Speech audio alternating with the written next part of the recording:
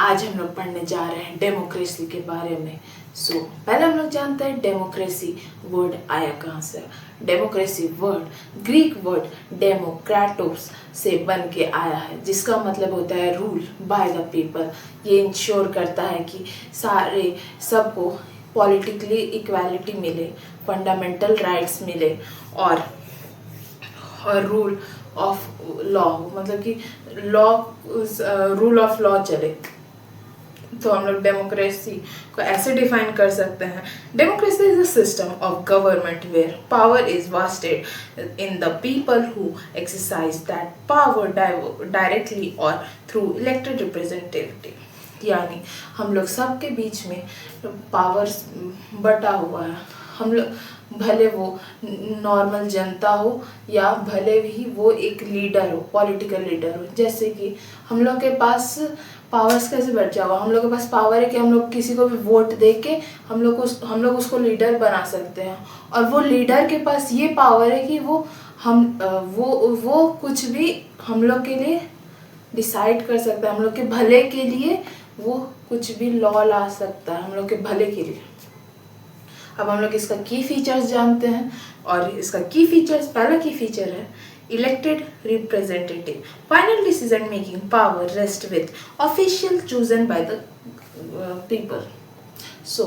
एक हम लोग फाइनल रिप्रेजेंटेटिव चुनते हैं वोट दे के। हम लोग जैसे हम लोग का हर 5 साल में इलेक्शन होता है, तो हम लोग एक लीडर, बहुत सारे रिप्रेजेंटेटिव होते हैं, तो हम लोग को कुछ अच्छा, हम लोग को जो अच्छे लगते हैं हम लोग उनको वोट देते हैं जाके। हाँ, तो जो मेजॉरिटी होता है तो वैसे वो लीडर बन जाते हैं, हम लोग रूलिंग पार्टी के लीडर फिर वो हम लोग के लीडर बन जाते हैं। हाँ, तो तब हम लोग के बदले वो डिसीजन लेंगे कि हम लोग के लिए क्या अच्छा है, क्या खराब है हमारे कंट्री के लिए, वो डिसीजन लेंगे। क्योंकि हम लोग पूरे ऑल ओवर इंडिया के हर पर्टिकुलर इंसान को, इंडिविजुअल इंसान को वहाँ खड़े नहीं कर सकते कि आपसे बताइए सही इसमें डिसीजन लेना चाहिए। सब लोग हम लोग एक नहीं जा सकते हैं, इसलिए हम लोग एक रिप्रेजेंटेटिव को चुनते हैं, वो हम लोग के बदले डिसीजन लेते हैं। सेकंड की फीचर है free and fair election. Election are held regularly offering a real choice where voters allowed to change the current government. जैसे अभी बताया कि हम लोग का इलेक्शन हर 5 साल में होता है, तो वैसे अगर हम लोग को मान लीजिए ये लीडर पसंद नहीं है, हाँ, तो हम लोग के पास और भी रिप्रेजेंटेटिव है जिसको हम लोग चूज कर सकते हैं। हम लोग उसको चांस दे सकते हैं कि अब देखते हैं वो कर पा रहा है कि नहीं हम लोग के लिए। क्योंकि बहुत होता है कि कोई एक पर्टिकुलर ये पे ध्यान देता है, इसलिए उस पर हम लोग को जो चाहिए होता है उस पर ध्यान नहीं, तो टाइम पास कर रहा होता लीडर बनने के बाद। इसीलिए हम लोग दूसरे को चॉइस देता है, और हम लोग के पास ये चॉइस है, हम लोग को कोई दबाव नहीं डाल सकता कि हाँ तुम इसी को वोट दो, या हम लोग को हम यहाँ पे डेमोक्रेसी है, हम सबके पास आज़ादी है कि हम लोग के पास चॉइस है खुद का। हम लोग किसी के दबाव में आके वोट नहीं दे सकते। हम लोग को जो मन करेगा हम लोग उसको वोट देंगे, जो हम लोग को सही लगेगा हम लोग उसको वोट दें। और थर्ड होता है 1 person 1 vote 1 value। इसका है every adult citizen has equal voting rights regardless of caste, creed and gender. यानी एक एडल्ट पर्सन यानी 18 प्लस को हम लोग के इंडिया में वोटिंग राइट्स मिला है, और मेजर ऑफ कंट्रीज में 18 प्लस वालों को ही वोटिंग राइट्स मिला है, वो लोग एडल्ट में आ जाते हैं। सो वो कोई मायने नहीं करता उसका जेंडर क्या है, उसका कास्ट क्या है, उसका रिलीजन क्या है, वो एक पर्सन एक वोट और एक वैल्यू ही माना जाएगा। भले ही वो लड़का हो, ये लड़की हो, वो दूसरे कास्ट का हो, दूसरे कास्ट की हो, या दूसरे रिलीजन, उससे कोई फर्क नहीं पड़ता। 1 वोट 1 पर्सन 1 वैल्यू। और चौथा है fundamental rights and rule of law, protects individual rights, speech and assembly and operates under a constitution। ये fundamental rights and rule of law मतलब कि हम लोग का राइट्स और फंडामेंटल राइट्स को प्रोटेक्ट करते हैं। जैसे हम लोग का एक फंडामेंटल राइट्स है कि हम लोग राइट टू स्पीच है, हाँ, right to assemble peacefully without arms, मतलब कि हम लोग को अगर कोई चीज़ अच्छा नहीं, हम लोग उसके बारे में बोल सकते हैं। अगर हम लोग को मान लीजिए हम लोग को कोई चीज़ के बारे में कि हम लोग को वो चीज़ अच्छा नहीं, हम लोग को उसके बारे में मतलब क्या बोलते हैं इसको, प्रोटेस्ट करना है, तो हम लोग पीसफुली प्रोटेस्ट कर सकते हैं, हम बिना किसी हथियार का हम लोग शांति से जाकर पीसफुली प्रोटेस्ट कर सकते हैं। और इसके लिए हम लोग का कॉन्स्टिट्यूशन हम लोग को खुद ही अधिकार दिया है कि हम लोग कर सकते प्रोटेस्ट, लेकिन peacefully without arms. So fifth होता है, fifth accountability. Governments are responsible to the people for the action. मतलब कोई भी एक्शन लिया जा रहा है तो गवर्नमेंट रिस्पॉन्सिबल होता है।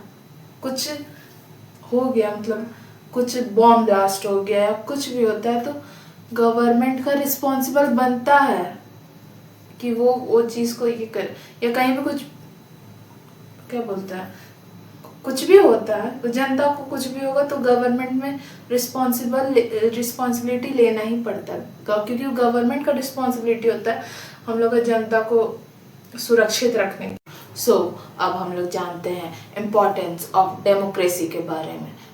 इसका पहला इम्पोर्टेंस होता है prevent tyranny, it avoids absolute rule and protects against arbitrary government action. मतलब कि किसी भी अत्याचार के ऊपर हम लोग के ऊपर का अत्याचार होने नहीं देता है डेमोक्रेसी। हाँ, मतलब कोई भी गवर्नमेंट अपना मनमानी हम लोग के ऊपर नहीं कर सकता है, यही डेमोक्रेसी का इम्पोर्टेंस होता है। अगर मान लो डेमोक्रेसी नहीं होगा तो हम लोग पे कोई भी गवर्नमेंट अत्याचार कर सकता है, और कहीं कोई कंट्री में होता भी है जहाँ डेमोक्रेसी नहीं है। इसलिए हम लोग को डेमोक्रेसी इतना इम्पोर्टेंट है।